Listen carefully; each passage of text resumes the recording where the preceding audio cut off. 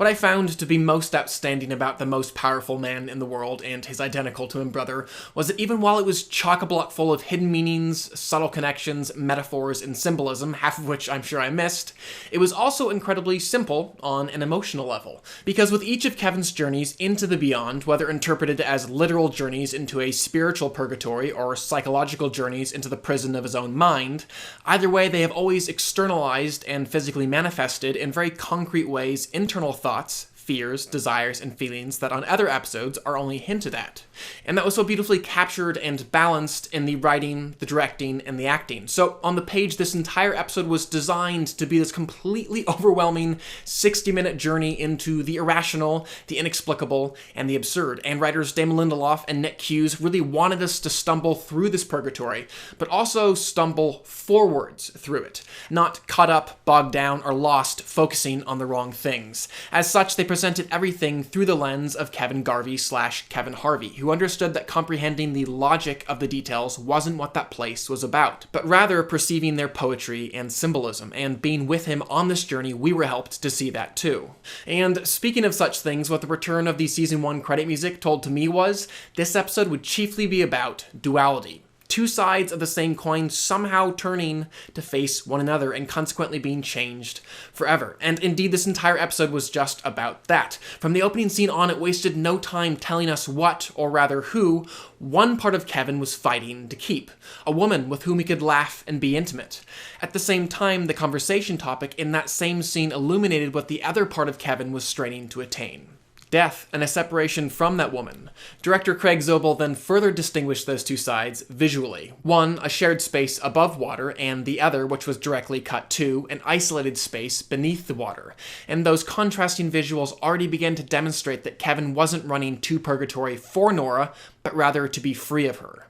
And from there, this episode did a brilliant job illuminating why Kevin had chosen that place of death over life. Quite simply, for the longest time, he hadn't seen it as a choice at all, but rather a duty. It was merely one more service that he was pushed, yanked, coached, prodded, and scripted into doing. And nearly every one of his experiences in purgatory externalized that feeling. So, firstly, after being born out of the waters of the ocean, which by way of contrast to his birth out of the waters of a bathtub really demonstrated how much larger this journey into purgatory would be, Kevin wasn't given a choice between being a priest, a cop, or an international assassin. He was just forced into the last of those personas. He was then told by the paranoid as ever Dean not to look into reflective surfaces, then guided to put in an earpiece, then instructed by the David Burton god to look into a reflective surface, then made to read a teleprompter, then named a puppet by Evie Murphy, then commanded to take things down to DEFCON 1, and of course repeatedly required to place his manhood on a scanner. And in the midst of that, he was, against his will, yanked out of the land of the dead just so that he could fulfill the needs and requests of those in the land of the living. And as a brief aside, I really love that moment earlier on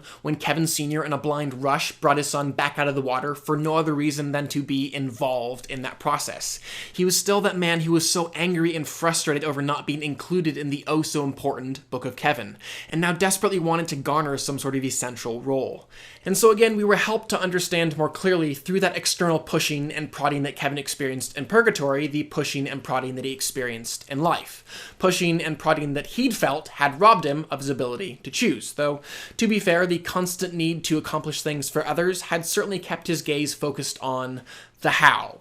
How do I keep my family? How do I protect my town? How do I get rid of Patty Levin? How do I hide her from Nora? And how do I get her back? And away from the why. Why do I want to keep my family? Why do I want to protect my town? Why do I want to get rid of Patty Levin? Why do I want to get Nora back? And Patty Levin recognized that blind pursuit in international assassin Kevin Harvey. He just kept moving towards that room, even without fully understanding why.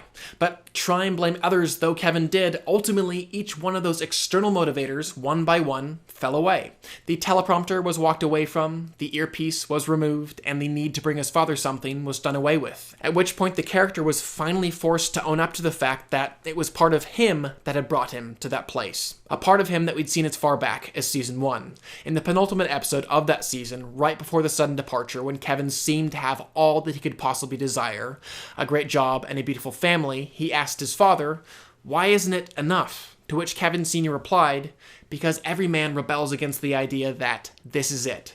fights windmills, saves damsels, all in search of greater purpose. And that allusion to Don Quixote and their shared restlessness and longing for something more, something greater, and Kevin's desire to be the most powerful man in the world was finally revealed in full this episode to be the very thing that had pushed him away from Nora and to this place of isolating purgatory. But now that he was there, that selfish part of him, that part that was too afraid to be small in front of that woman, that part that foolishly believed that it was merciful to flee her presence, that part had to do battle with the other part. That part that often and loudly declared, I want to go home. I want family. I want to hold tight to those I love. And while we'd seen those dueling personalities previously, one of the most clearly displayed in Kevin's sleepwalking self, up to this point they'd always been kept separate. Like Alice in Wonderland, Kevin had always left behind one to become the other, traveling through the looking glass to adopt that alter ego, which was why, to finally move forwards, a collision of those two opposing sides was needed, for his selfless side to conclusively return to the land of the living and claim love once and for all. At first had to acknowledge the existence of and then destroy his selfish side and the land of death and isolation that he'd allowed it to create. It was so interesting and helpful too how this episode drew these beautiful parallels between Kevin and Patty of all people. After all, back in season 2, we learned that that woman had been forced by a fearful part of herself to remain in this abusive and loveless relationship with her ex-husband, Neil, and she needed Kevin's help to recognize that and finally put to death that part of herself. And so even while I did think for a moment, wow, Kevin is making a really selfish decision allowing billions of people to die just to ensure that he never returns to this place of death, isolation, and selfishness, a decision that in that moment brought to mind the question posed to Kevin Sr. and Nora Durst. Would they allow a baby to die if it would bring about the cure for cancer? By the episode's end, after seeing how tailored to Kevin all of Purgatory was, that place felt much more subjective and residing within Kevin's own spirit versus a larger prison for all deceased individuals. And thus concludes the penultimate episode of The Leftovers, the second to last episode ever, which is kind of insane, and next week is the finale, and how is it going to end? I have no idea. I have no idea how it's going to end, which is probably one of the more exciting elements of it for me. But for you guys, I will throw out a random theory, which I can already poke holes in myself, but nonetheless, here it is. I think Kevin, now that he's kind of put to death this selfish part of him that desires isolation and loneliness, is going to race off to try and stop Nora before she gets blasted by all this radiation and sent away.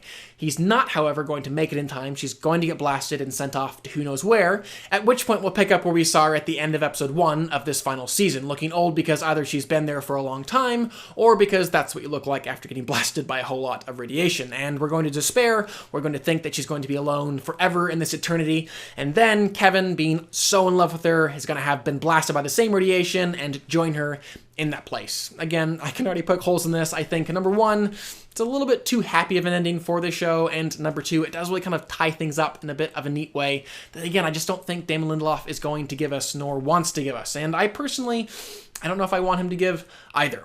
Nonetheless, those are my thoughts on this week's episode. This is kind of the last opportunity, though, to theorize about things, so definitely comment below. Let me know all of your grand theories, were a few things that I missed in this last episode. And finally, please do subscribe. I'm going to continue to review films and television on this channel, and I would love for you to stay up to date on all of those things. But for now, I'm Chris Hartwell. This is The Heartbeat. Thank you for joining me.